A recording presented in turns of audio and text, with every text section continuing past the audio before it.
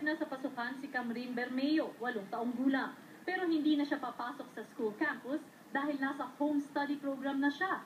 Naging sakitin kasi si Camryn noong nasa regular classes siya.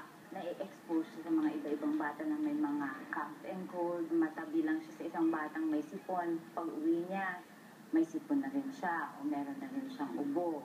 Tapos the next day, di na siya makapasok. Obserbasyon daw ng guro ni Camryn, may problema minsan ang bata sa loob ng silid-aralan. Inaantok o kaya nawawala ng gana, nagkakaroon siya ng mga times na hindi siya masyado nakaka-concentrate. Base sa mga pag-aaral ng Food and Nutrition Research Institute ng Department of Science and Technology o FNRIDOST, maraming batang Pinoy ang may malnutrisyon.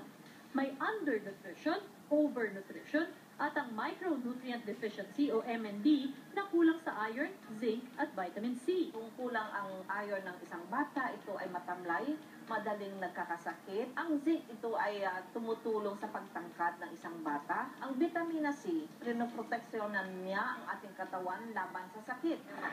Aminado si Mrs. Bermeo na hindi nalalayo si Camryn sa maraming batang nahihilig din sa hindi tamang pagkain. Ang gusto nila yung mga matatamis lang. O kaya, minsan nahihilig sila sa mga fast food. Minsan, mahirap silang pakainin ng isda at gulay.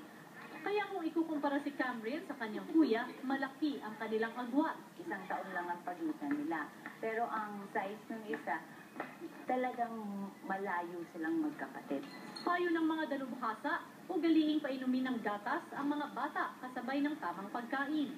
Kagaya ng prutas at saka gulay at dahil ito po yung main sources ng ating vitamins and minerals. Kaya kung meron mang higit na nanaisin si Ginang Bermeo, ito ay ang tamang kalusugan para kay Camryn.